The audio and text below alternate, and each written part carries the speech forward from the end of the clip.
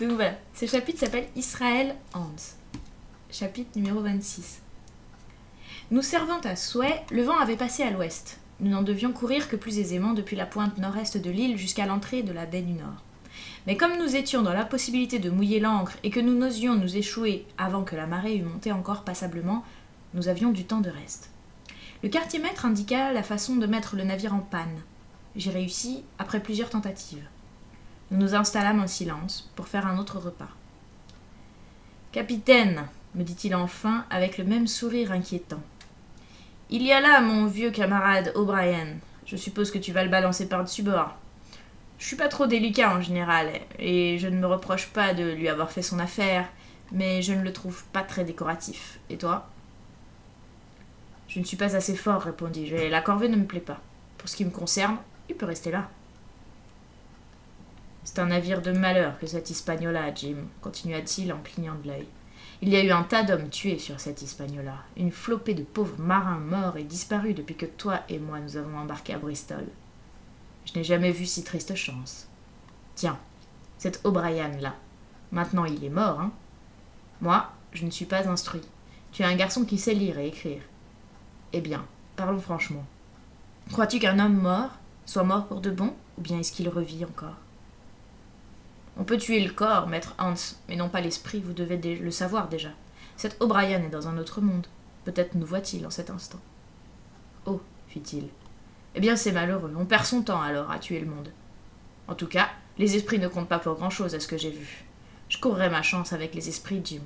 Et maintenant que tu as parlé librement, ce serait gentil à toi de descendre dans la cabine et de m'en rapporter une... Allons, une mort de mes os, je ne parviens pas à le dire. Ah oui, tu m'apporteras une bouteille de vin, Jim. Cette eau-de-vie est trop forte pour moi. Mais l'hésitation du quartier-maître ne me sembla pas naturelle, et quant à son affirmation qu'il préférait le vin à l'eau-de-vie, je n'en crus pas un mot. Toute l'histoire n'était qu'un prétexte. Il voulait me faire quitter le pont, cela était net, mais dans quel dessein je n'arrivais pas à le deviner. Ses yeux fuyaient obstinément les miens. Ils erraient sans cesse de droite et de gauche, en haut, en bas, tantôt levés au ciel, tantôt lançant un regard furtif au cadavre d'O'Brien.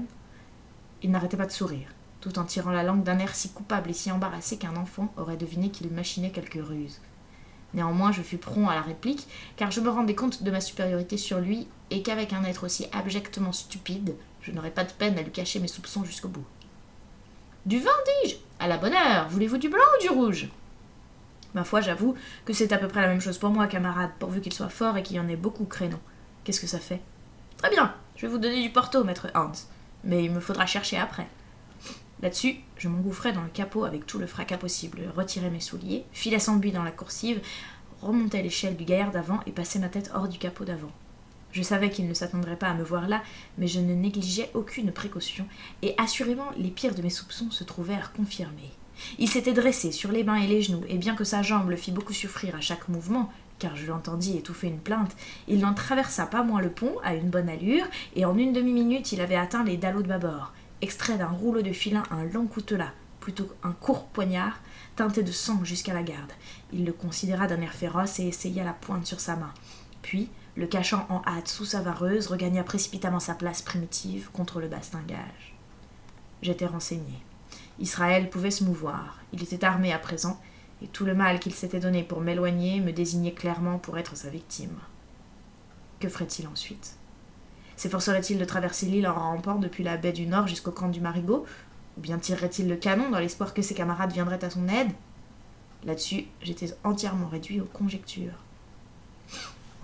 Toutefois, je pouvais certainement me fier à lui sur un point auquel nous avions intérêt commun, qui était le sort de la goélette. Nous souhaitions, lui comme moi, l'échouer en un lieu sûr et abrité, de sorte qu'elle pût être remise à flot en temps opportun avec un minimum de peine et de danger. Jusque-là, me semblait-il, je n'avais assurément rien à craindre.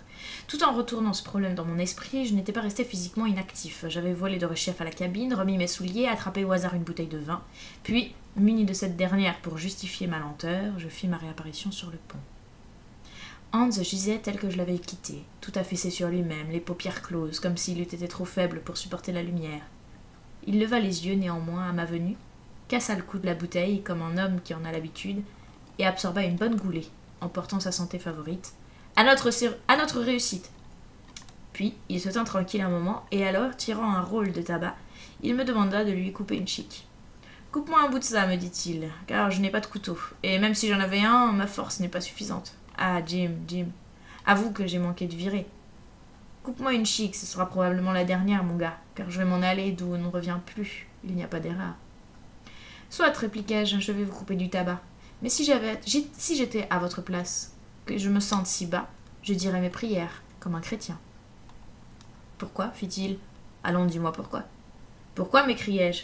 Vous venez de m'interroger à propos du mort. Vous avez manqué à vos engagements.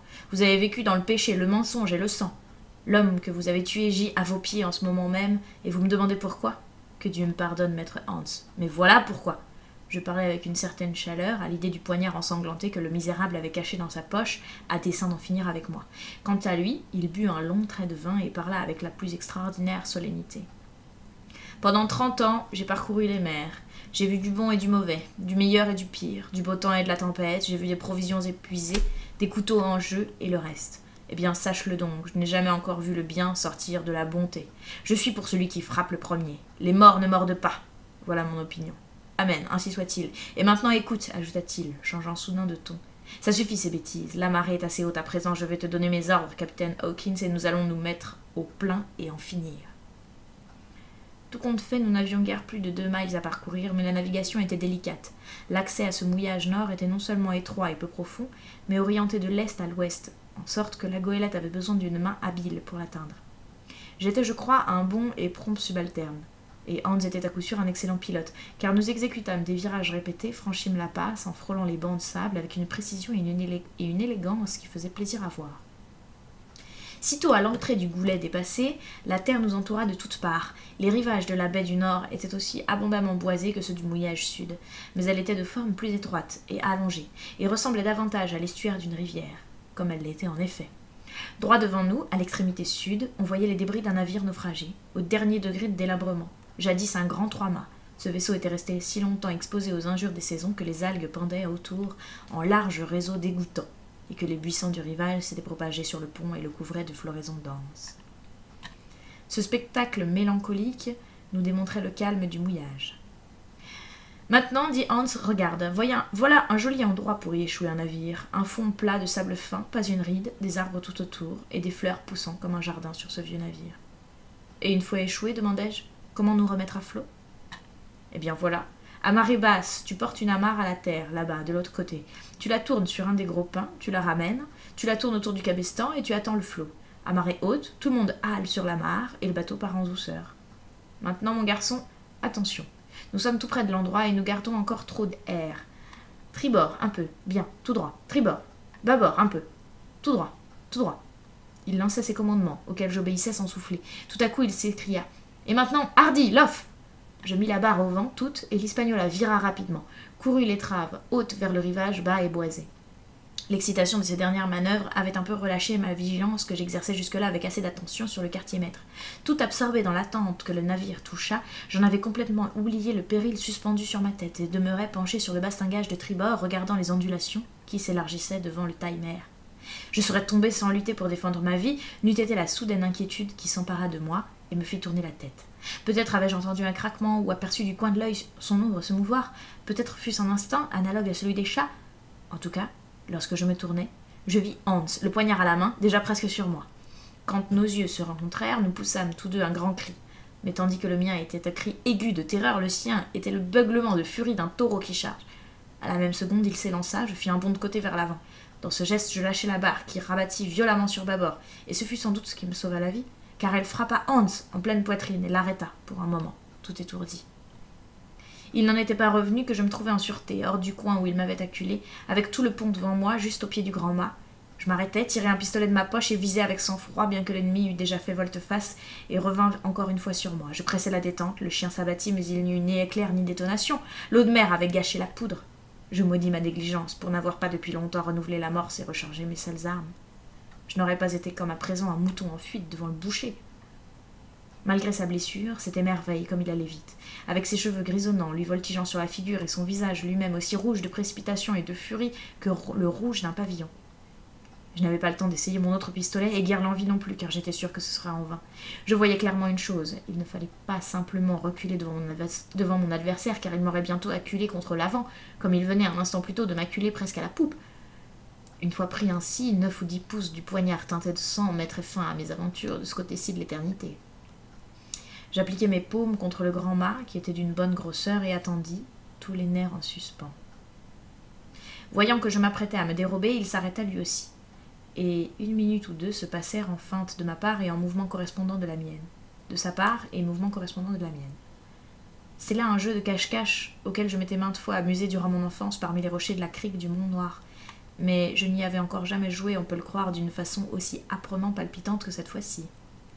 Pourtant, je le répète, c'était un jeu d'enfant, et je me croyais capable de surpasser en agilité un marin d'un certain âge blessé à la cuisse. En somme, mon courage s'accrut tellement que je me permis quelques furtives réflexions sur l'issue de l'affaire. Mais tout en constatant que je ne pouvais la retarder longtemps, je ne voyais nul espoir de salut définitif. Les choses en étaient là, quand soudain l'Hispaniola toucha, hésita, racla un instant le sable de sa quille, puis, prompte comme un coup de poing, chavira sur bâbord de telle sorte que le pont resta incliné sous un angle de 45 degrés et que la valeur d'une demi-tonne d'eau jaillit par les ouvertures des dallots et s'étala en une flaque entre le pont et le bastingage.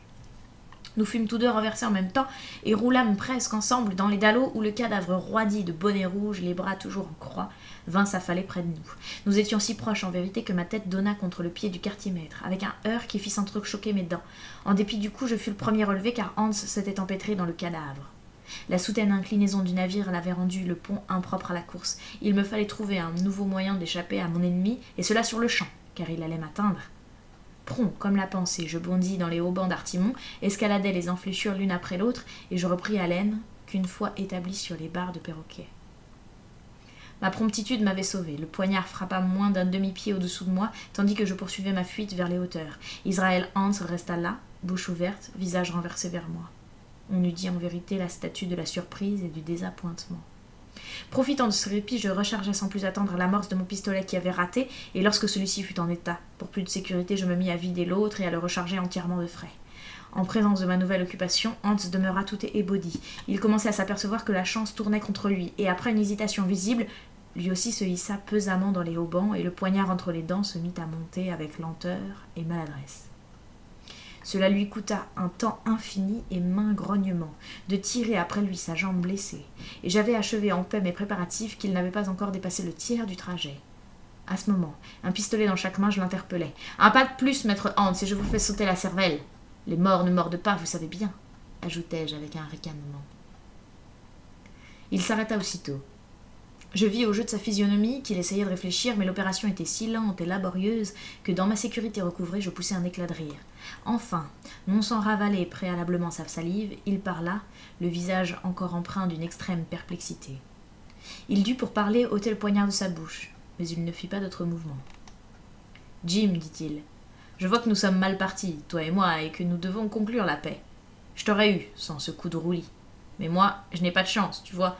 Il me faut mettre les pouces, ce qui est dur, vois-tu, pour un maître marinier, à l'égard d'un blanc-bec comme toi, Jim. » Je buvais ces paroles en souriant, aussi vain qu'un coq sur un mur, quand, tout d'une haleine, il ramena sa main droite par-dessus son épaule. Quelque chose siffla en l'air, comme une flèche. Je sentis un choc suivi d'une douleur aiguë, et me trouvai cloué au mât par l'épaule.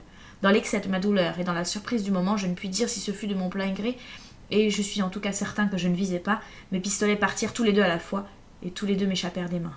Ils ne tombèrent pas seuls. Avec un cri étouffé, le quartier-maître lâcha les haubans et plongea dans l'eau, la tête la première. Chapitre 27. Pièce de 8. Vu la bande que donnait le navire, les mâts penchaient longuement au-dessus de l'eau, et juché sur mes barres de perroquet, j'avais sous moi qu'une étendue de la baie. Hans, qui n'était pas si haut, se trouvait par conséquent au plus près du navire, et il tomba entre moi et les bastingages. Il reparut une fois à la surface dans un tourbillon d'écume et de sang, puis s'enfonça à nouveau pour de bon. Quand l'eau se fut éclaircie, je l'aperçus, confusément, affalé sur le fond de sable fin et clair dans l'ombre projetée par le flanc du navire. 2 ou 3 poissons filèrent le long de son corps. Par instants, grâce à l'ondulation de l'eau, il semblait remuer un peu, comme s'il essayait de se lever.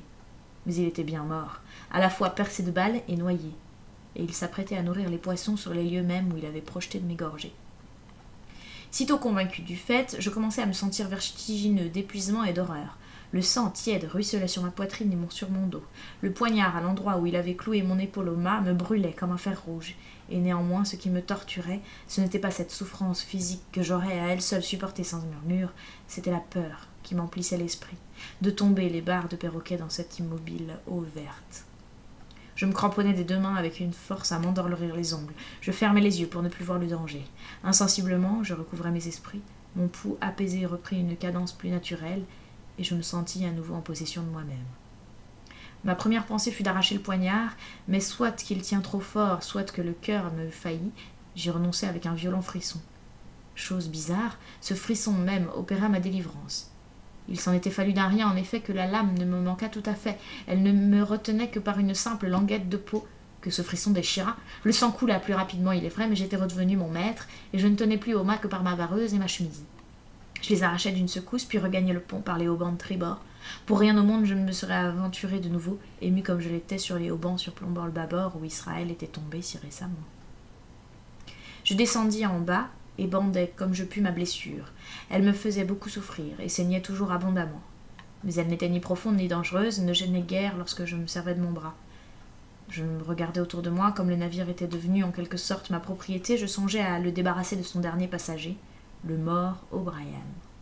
Il avait culbuté, comme je l'ai dit, contre les bastingages, d'où il gisait, pareil à quelques hideux pantins disloqués, de grandeur surnaturelle certes, mais combien éloignés des couleurs de la souplesse de la vie.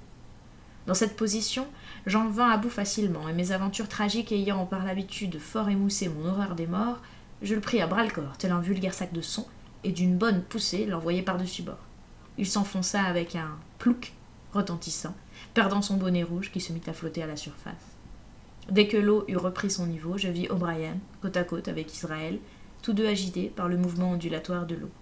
O'Brien, malgré sa jeunesse, était très chauve. Il gisait là, sa calvitie posée sur les genoux de l'homme qui l'avait tué, et les poissons rapides évoluaient capricieusement sur tous les deux. J'étais désormais seul sur le navire. La marée venait de se renverser. Le soleil était si près de se coucher que déjà l'ombre des pins de la rive ouest s'allongeait tout en travers du mouillage et mettait sur le pont ses découpures. La brise du soir s'était levée, et bien qu'on fût ici, protégé par la montagne aux deux sommets situés à l'est, les cordages commençaient à siffler avec une petite chanson, et les voiles flasques battaient çà et là. J'aperçus le danger que courait le navire, je me hâtais de ficeler les focs et les amenai en tas sur le pont. Mais ce fut plus dur avec la grand-voile. Bien entendu, lors du chavirement de la goélette, le gui avait sauté en dehors du bord, et sa pointe même plongeait sous l'eau avec un pied ou deux de la voile. Cette circonstance augmentait encore le danger, mais la tension était si forte que je craignais presque d'intervenir. Enfin, je pris mon couteau et coupai les drisses. Le pic d'artimon tomba aussitôt, la toile s'étala sur l'eau comme un grand ballon vide. Mais ensuite j'eus beau tirer, il me fut impossible de remuer le halba. J'avais accompli tout ce dont j'étais capable. Pour le reste, l'Hispaniola devait s'en remettre à la chance, comme moi-même. Pendant ce temps, l'ombre avait envahi tout le mouillage. Les derniers rayons du soleil, je m'en souviens, jaillirent par une trouée du bois et jetèrent comme un éclat de pierreries sur la toison en fleurs de l'épave. Il commençait à faire froid, la marée fluait rapidement vers la mer, et la goélette se couchait de plus en plus sur le côté. À grand-peine, je gagnais l'avant, où je me penchais. L'eau semblait assez peu profonde, et pour plus de sûreté, me tenant des deux mains à l'amarre coupée, je me laissais doucement glisser par-dessus bord. L'eau me venait à peine à la poitrine, le sable était dur, couvert de rides. Je passai allègrement le gué jusqu'au rivage, laissant l'Hispaniola sur le flanc, avec la grand-voile large étalée à la surface de la baie. Presque aussitôt le soleil acheva de disparaître et la brise se mit à siffler dans le crépuscule parmi les pins frémissants. En fin de compte, j'étais hors de la mer, et je n'en revenais pas les mains vides. La goélette était là, libre enfin de flibustier, prête à recevoir nos hommes et à reprendre le large. Je n'avais plus d'autre désir que de me voir rentrer à la palanque où je me glorifierais de mes exploits.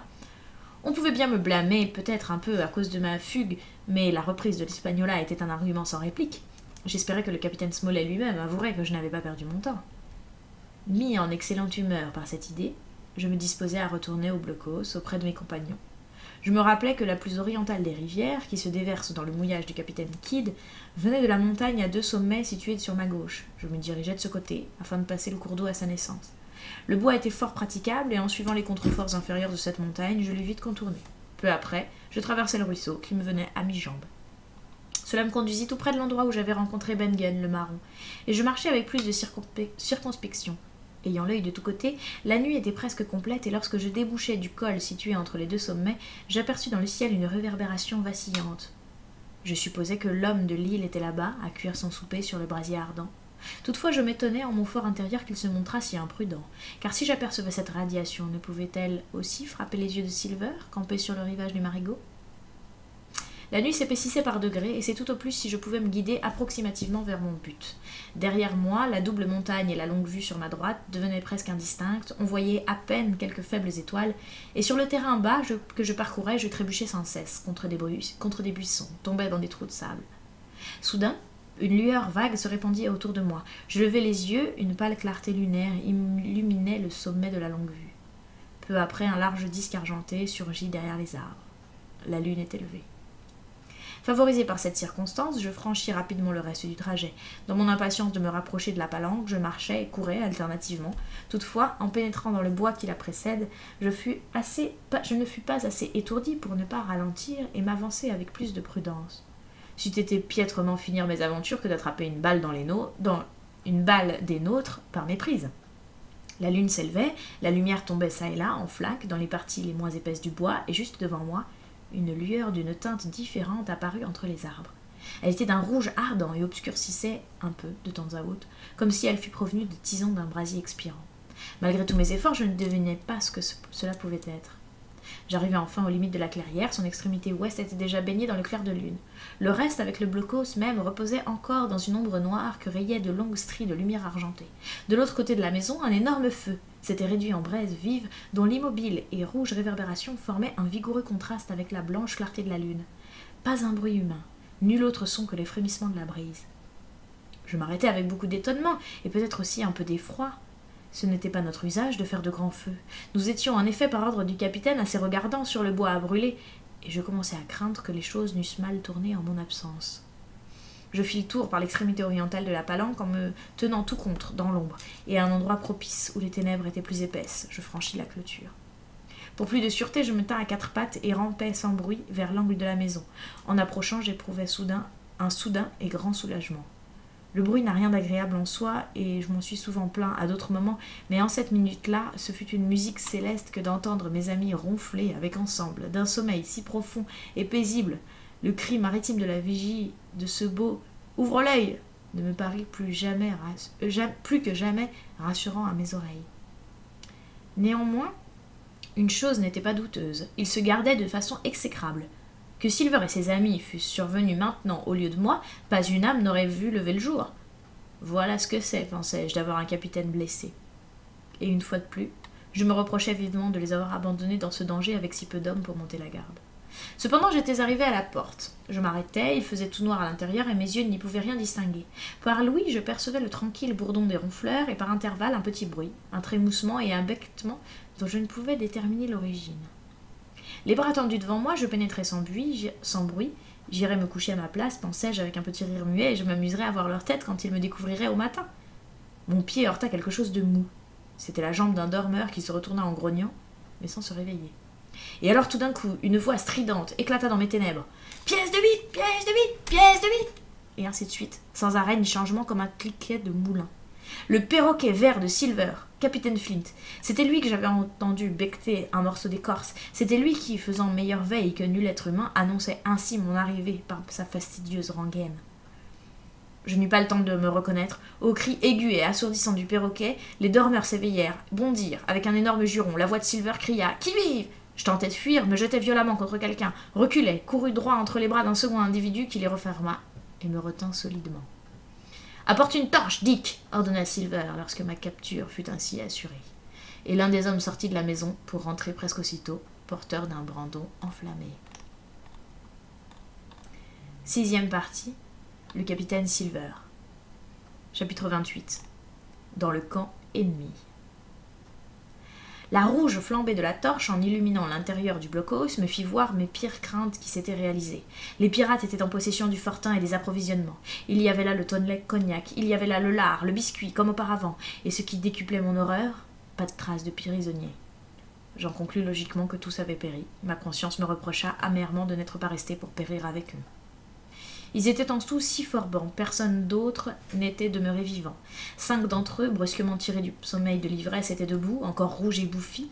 Le 6e s'était seulement dressé sur un coude. Il était d'une pâleur affreuse. Le bandage taché de sang qui lui enveloppait la tête prouvait qu'il avait été blessé depuis peu, et encore plus récemment pansé. Je me souvins que lors de la grande attaque, un homme frappé d'une balle s'était enfui à travers le bois. Je ne doutais point que ce fût lui. Le perroquet se lissait les plumes, perché sur l'épaule de Silver. Celui-ci me parut un peu plus pâle et plus grave que de coutume.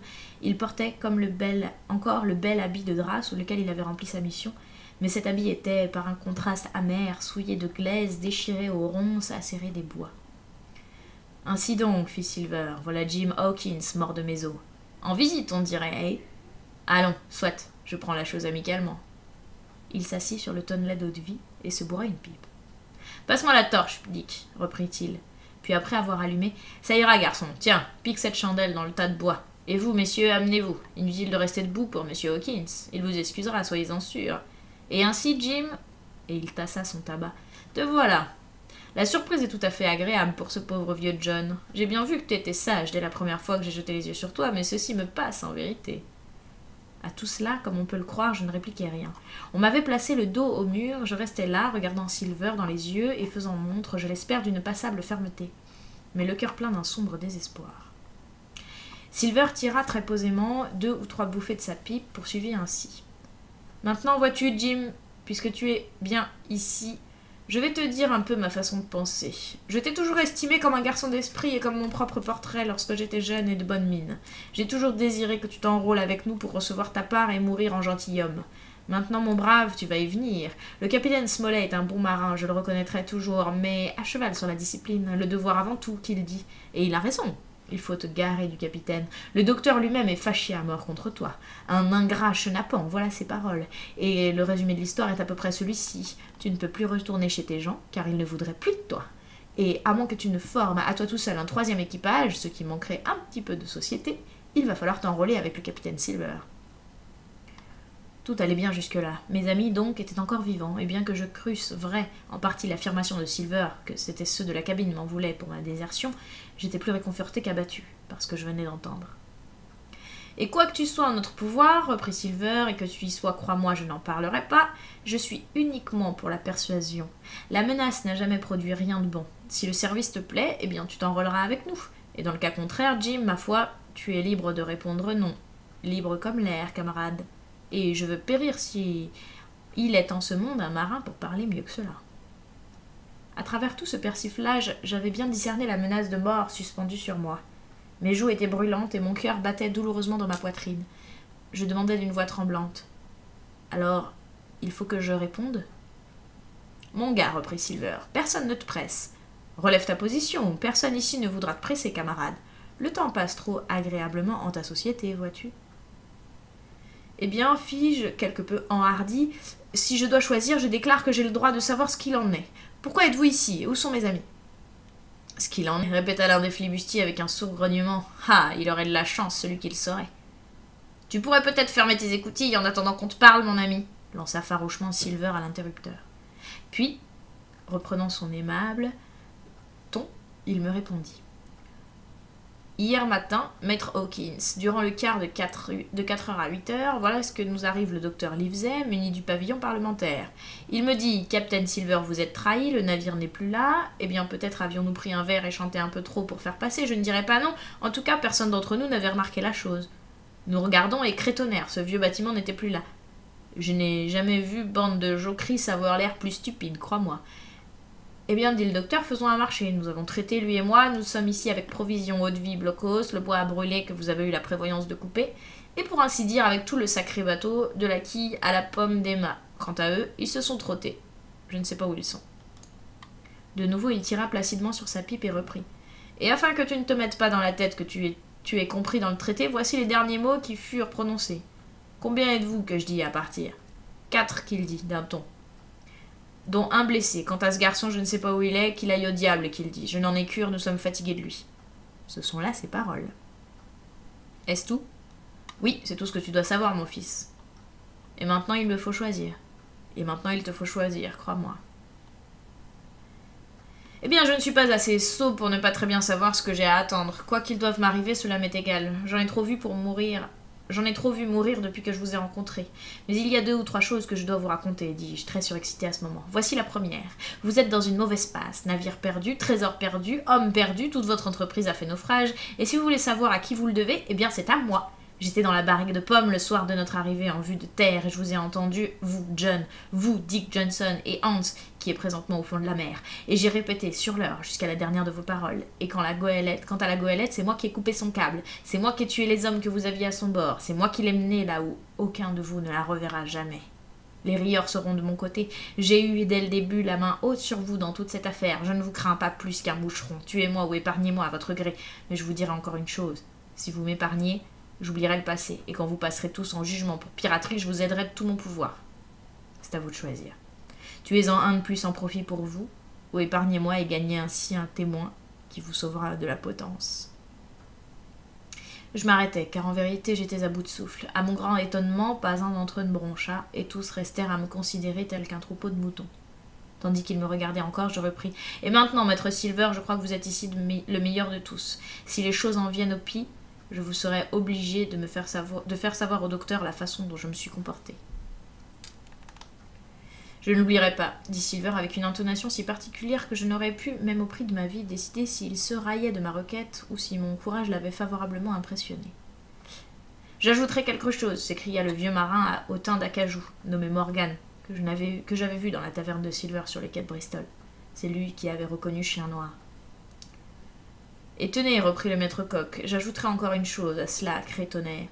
C'est ce même garçon qui a subtilisé la carte à Billy Bones.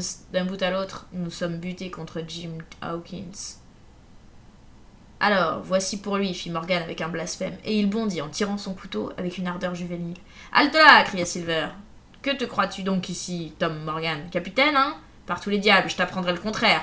Mets-toi à ma traverse, où tu iras, où tant de bons bourgs ont été avant toi. Du premier au dernier depuis 20 ans, les uns à bout de vergue, morts de ma vie, et d'autres par le sabord, tous à nourrir les poissons. Jamais personne ne m'a regardé entre les 2 yeux qui ait vu ensuite un jour de bonheur, Tom Morgan. Je te le garantis. Morgan se tut, mais les autres firent entendre un rauque murmure. Tom a raison, dit quelqu'un. Ai-je été embêté assez longtemps par un capitaine, dit le second, que je sois pendu si je me laisse faire encore par toi, John Silver. Y en a-t-il un de vous autres, mes seigneurs, qui veut venir s'expliquer dehors avec moi, rugit Silver, de dessus son Stanley, en avançant fortement le haut du corps, en agitant vers eux sa pipe brasillante. Si c'est cela que vous voulez, dites-le. Vous n'êtes pas muet, je suppose. Celui qui le désire sera servi. Aurais-je donc vécu tant d'années pour me voir finalement bravé en face à face par un fils d'ivrognesse? Vous connaissez le système, puisque vous êtes tous gentilshommes de fortune, à vous entendre. Eh bien, je suis prêt. Qu'il prenne un coup de là, celui qui ose, et je verrai la couleur de ses tripes, tout béquillard que je suis, avant la fin de cette pipe. Personne ne broncha. Personne ne répondit. Voilà votre genre, n'est-ce pas? Ajouta-t-il, portant de nouveau la pipe à sa bouche. Eh bien, vous êtes rigolo à voir, en tout cas. Mais pas bien fameux pour vous battre, ça non. Mais si je parle anglais comme il faut, vous me comprendrez peut-être. Je suis votre capitaine par élection. Je suis votre capitaine parce que je suis le meilleur de tous, d'un bon mile marin. Vous refusez de vous battre comme le devraient des gentilshommes de fortune, alors crétonnaire, vous obéirez, je vous dis que ça. J'aime ce garçon à présent, je n'ai jamais vu de meilleur garçon que lui. Il est plus crâne que deux quelconques des capons que vous êtes tous ici. Et voici ce que je vous dis. Je voudrais voir désormais que quelqu'un porte la main sur lui. Voilà ce que je dis. Et vous pouvez vous en rapporter à ça. Il y eut un long silence. J'étais debout, adossé au mur, et mon cœur battait comme un marteau de forgeron. Mais à présent, un rayon d'espoir luisait en moi. Silver se laissait aller contre le mur, les bras croisés, la pipe au coin des lèvres, aussi impassible que s'il eût été l'église. Pourtant, son regard allait à la dérobée vers ses fougueux partisans. Il ne cessait de les observer du coin de l'œil. Quant à eux, ils se rassemblaient graduellement vers l'autre extrémité du blockhaus, et leur confus chuchotement faisait dans mes oreilles un bruit continu de ruisseaux. L'un après l'autre, ils levaient les yeux, et la rouge lueur de la torche éclairait pendant une seconde leurs visages inquiets, mais ce n'était pas vers moi, c'était vers Silver que dirigeait leur regard.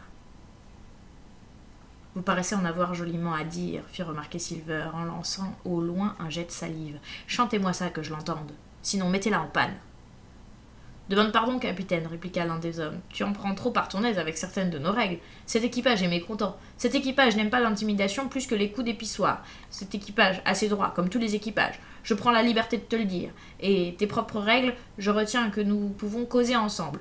Je demande pardon, reconnaissant que tu es mon capitaine en ce moment. Mais je réclame mon droit, et je sors pour aller tenir conseil. Avec un correct salut maritime, cet individu, un homme de 35 ans, efflanqué, de mauvaise mine et aux yeux jaunes, se dirigea froidement vers la porte et disparut au dehors. Tour à tour, les autres suivirent son exemple. Chacun saluait en passant et ajoutait quelques mots d'excuse. Conformément aux règles, dit l'un. Conseil de gaillard d'avant, dit Morgan. Et successivement, tous sortirent ainsi et je restai seul avec Silver, devant la torche. À l'instant, le maître coq lâcha sa pipe. « Maintenant, attention, Jim Hawkins, me dit-il d'une voix nette, mais si bas que je l'entendais à peine. Tu es à 2 doigts de la mort, ce qui est bien pire, de la torture. Ils vont me destituer, mais note-le, je te soutiendrai à travers tout. Je n'en avais pas l'intention, certes, jusqu'à l'heure où tu as parlé. J'étais quasi désespéré de perdre toute cette grosse galette et d'être pendu par-dessus le marché. Mais j'ai vu que tu étais de la bonne sorte, et je me suis dit en moi-même, soutiens Jim Hawkins, John, et Hawkins te soutiendra. Tu es sa dernière carte et par le tonnerre de Dieu, John, il est la tienne. Dos à dos, c'est dit. Tu sauves ton témoin à décharge, il sauvera ta tête. Je commençais vaguement à comprendre, je l'interrogeais. Vous voulez dire que tout est perdu? Oui, sacré Dieu, que je te le dis, répondit-il.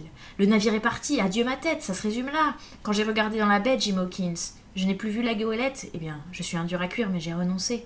Pour ce qui est de cette bande et de leurs conseils, note-le, ce sont des sots et des couards en plein, je te sauverai la vie. Si cela est en mon pouvoir, malgré eux. Mais attention, Jim, donnant, tu sauves Long John de la corde. Je n'en revenais pas. Cela me semblait d'une telle impossibilité, ce qu'il me demandait là, lui, le vieux flibustier, lui, le meneur d'un bout à l'autre. Je répliquai. Ce que je pourrais faire, je le ferai. Marché conclu, s'écria Long John. Tu parles crânement et j'ai une chance, crétonnaire. Il clopina jusqu'à la torche qui s'était fichée dans le tas de bois et y ralluma sa pipe. « Comprends-moi bien, Jim, dit-il en revenant. J'ai une tête sur mes épaules, moi. Je suis du côté du chevalier, désormais. Je sais que tu as mis ce navire en sûreté quelque part. Comment tu as fait, je n'en sais rien, mais il est en sûreté et je suppose que Hans et O'Brien ont tourné Kazakh. Je n'ai jamais eu grande confiance en aucun d'eux. Mais note mes paroles. Je ne pose pas de questions, pas plus que je ne m'en laisse poser. Je reconnais quand une partie est perdue, moi. Et je reconnais quand un gars est de parole. Ah, toi qui es jeune, toi et moi, que de belles choses nous aurions pu faire ensemble !» Et il emplit le tonnet de cognac d'une mesure d'étain. « En veux-tu, camarade ?» me demanda-t-il. Et sur mon refus, « Eh bien, moi, je vais boire un coup, Jim. J'ai besoin de me calfater, car nous allons avoir du grabuge. Et à propos de grabuge, Jim, pourquoi ce docteur m'a-t-il donné la carte ?» Mon visage exprima mon étonnement si sincère qu'il jugea inutile de me questionner davantage. Il reprit. Enfin, n'importe, il me l'a donné. Et il a sans doute quelque chose là-dessous, sûrement quelque chose là-dessous, Jim. Du mauvais ou du bon. Et il avala encore une goulée de cognac en secouant sa grosse tête blonde, de l'air de quelqu'un qui n'augure à rien de bon. Chapitre 29. Encore la tache noire. Le conseil des flibustiers durait depuis un moment lorsque l'un d'eux rentra dans la maison avec une répétition du même salut qui avait à mes yeux un sens ironique. Il demanda à emprunter la torche pour 1 minute. Silver acquiesça d'un mot, et l'envoyé se retira, nous laissant tous les deux dans l'obscurité. « Voilà le coup de temps qui approche, Jim, me dit Silver, qui avait pris alors un ton tout à fait amical et familier. J'allais regarder à la meurtrière la plus voisine. Les braises du grand feu s'étaient presque consumées, et à leur lueur faible et obscure, je me fis comprendre pourquoi les conspirateurs désiraient une torche. Au bas du monticule, à peu près à mi-chemin de la palissade, ils formaient un groupe. L'un tenait la lumière, l'autre était agenouillé au milieu d'eux, et je vis à son poing la lame d'un couteau ouvert refléter les lueurs diverses de la lune et de la torche. Les autres se penchaient pour suivre les opérations. Tout ce que je pus distinguer, ce fut qu'il tenait en main, outre le couteau, un livre. J'en étais encore à m'étonner de le voir en possession de cet objet inattendu, lorsque l'homme agenouillé se releva, et toute la bande se remit en marche vers la maison. « Ils viennent, dis-je. » Et je me retournai à ma place primitive, car il me semblait, au-dessous de ma dignité, d'être surpris à les épier. « Eh bien, qu'ils viennent, mon garçon, qu'ils viennent, dit Silver jovialement. J'ai encore plus d'un tour dans mon sac. » La porte s'ouvrit. Les 5 hommes, s'arrêtant tout à l'entrée en un tas, poussèrent en avant un des leurs. En toute autre circonstance, il eût été comique de le voir marcher avec lenteur, déplaçant un pied après l'autre avec hésitation, tenant devant lui sa main fermée. « Avance, mon gars, lui dit Silver, je te mangerai pas, donne-moi ça, marin d'eau douce. Je connais les règles, voyons. Je n'irai pas faire du mal à un émissaire. » Sur cet encouragement, le flibustier s'accéléra. Après avoir passé quelque chose à Silver de main en main, il s'en retourna vers ses compagnons, plus prestement encore. Le coq regarda ce qu'on lui avait remis. « La tache noire, fit-il. Je m'en doutais. Où avez-vous donc pris ce papier ? Aïe, aïe, aïe, voyez donc, ce n'est pas de chance, vous avez été coupé ça dans une Bible. Quel est l'imbécile qui a mutilé une Bible ? Là, là, dit Morgan, vous voyez, qu'est-ce que je vous disais, il n'en sortira rien de bon, c'est certain. Eh bien, c'est maintenant chose réglée pour tous, continua Silver. Vous serez tous pendus, je crois. Quel est le ramolli d'andouille qui possédait une Bible ? C'est Dick, répondit une voix. Dick, vraiment. Alors Dick peut se recommander à Dieu, il a eu sa tranche de bon temps, Dick. Vous pouvez en être sûr. Mais alors le grand maigre aux yeux jaunes l'interrompit. « À Marsa, John Silver, assez causé, cet équipage t'a décerné la tache noire en conseil plénier, comme il se doit. Retourne donc le papier comme il se doit aussi, et vois ce qui est écrit. Alors tu pourras causer. » « Merci, George, répliqua le coq. Tu es toujours actif en affaires, et tu sais les règles par cœur, George. J'ai eu le plaisir de le constater. Eh bien, qu'est-ce que c'est, voyons donc ? Ah, déposer, c'est bien ça, hein ? Très joliment écrit, pour sûr, on jurerait de l'imprimer. Est-ce de ta main cette écriture, George ? Eh, tu es devenu un homme tout à fait en vue dans cet équipage. Tu seras bientôt capitaine, que ça ne m'étonnerait pas. Ayez donc l'obligeance de me repasser la torche, voulez-vous ? Ma pipe est mal allumée. Allons, voyons, repartit George. Ne te moque pas plus longtemps de cet équipage. Tu aimes blaguer, on le sait. Mais tu n'es plus rien maintenant. Tu pourrais peut-être descendre de ce tonneau pour prendre part au vote. Je croyais t'avoir entendu dire que tu connaissais les règles, répliqua Silver avec ironie. En tout cas, si tu ne les connais pas, moi je les connais. J'attendrai ici. Je suis toujours votre capitaine à tous, songez-y, jusqu'au moment où vous me sortirez vos griefs et où j'y répondrai. En attendant, votre tache noire ne vaut pas un biscuit. Après ça, nous verrons. Oh, répliqua George, n'aie crainte, nous sommes tous d'accord. Premièrement, tu as fait un beau gâchis de cette croisière. Tu n'auras pas le front de le nier. Deuxièmement, tu as laissé l'ennemi s'échapper de ce piège pour rien. Pourquoi tenait-il à en sortir, je ne sais pas, mais il est bien évident qu'ils y tenaient. Troisièmement, tu n'as pas voulu nous lâcher sur eux pendant la retraite. Oh, nous te perçons à jour, John Silver. Tu veux tricher au jeu, voilà ce qui cloche avec toi. Et puis quatrièmement, il y a ce garçon-là. Est-ce tout ? Interrogea tranquillement Silver. C'est bien suffisant, riposta George. Nous serons pendus et séchés au soleil pour ta maladresse. Eh bien maintenant, écoutez-moi tous. Je vais répondre sur ces 4 points. L'un après l'autre, je vais y répondre. J'ai fait un gâchis de cette croisière. 1. Allons, voyons. Vous savez tous ce que je voulais, et vous savez tous que si on avait fait cela, nous serions cette nuit comme les précédentes, à bord de l'Hispaniola, tous bien vivants et en bon état, le ventre plein de bonnes tartes aux prunes, le trésor arrimé dans la cale du bâtiment, crétonnaire. Or donc, qui m'a contredit, qui m'a forcé la main, à moi, capitaine légitime, qui a ouvert le bal en me destinant la tache noire dès le jour où nous avons pris terre. Ah, c'est un joli bal, j'en suis avec vous. Il ressemble fort à un rigordon au bout d'une corde sur les quais des Potences, près de la ville de Londres, vraiment. Oui, qui a fait cela ? Mais Anderson et Hans, et toi, George Merry, et toi, le dernier en loyauté de cette bande de brouillons. Tu as la diabolique outrecuidance de te présenter comme capitaine à ma place, toi qui nous as tous coulés. Mais de par tous les diables, ça dépasse les histoires les plus renversantes. Silver fit une pause, et je vis sur les traits de George et de ses ex-camarades qu'il n'avait pas parlé en vain. « Voilà pour le numéro 1, cria l'accusé, en essuyant la sueur de son front car il s'était exprimé avec une véhémence qui faisait trembler la maison. « Vrai, je vous donne ma parole que ça me dégoûte de causer avec vous, vous n'avez ni bon sens ni mémoire, et je me laisse à penser où vous, mère, avez la tête de vous envoyer sur la mer. Sur mer, vous, des gentilshommes de fortune, allons donc, tailleurs, oui, voilà ce que vous auriez dû être. » « Allons, John, dit Morgan, réponds sur les autres points. »« Ah oui, les autres, c'est du joli, n'est-ce pas ?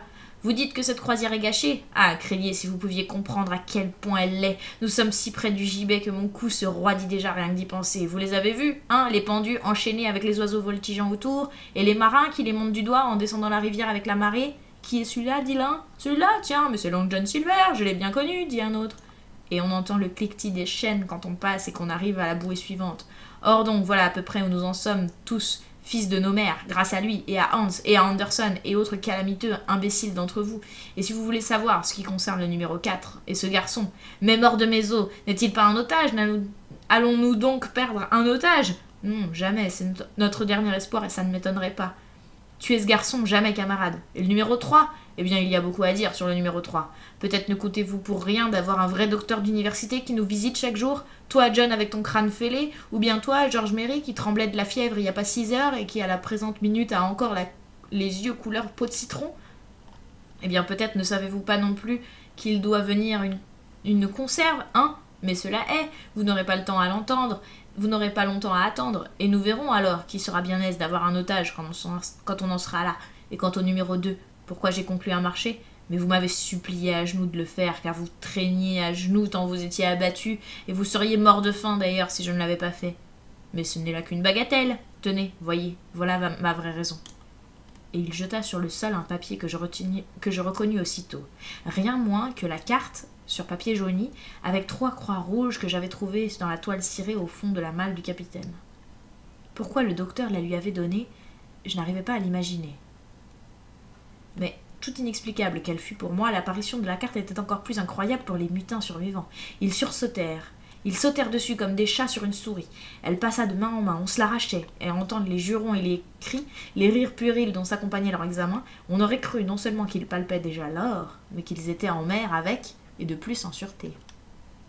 Oui, dit l'un, c'est sûrement celle de Flint, JF avec une barre en dessous et les 2 demi-clés. Il signait toujours ainsi. Très joli, dit George, mais comment allons-nous faire pour emporter le trésor sans navire? D'un bond, Silver se leva, s'appuya au mur d'une main et s'écria. Cette fois, je te préviens, George, encore un mot de ce genre et je te provoque au combat. Comment l'emporter? Bien, est-ce que je sais, moi? Ce serait plutôt à toi de me le dire, toi et les autres qui avez perdu ma goélette avec vos manigances. Le diable vous grille. Mais tu en es bien incapable, tu n'as pas plus d'idées qu'un pou.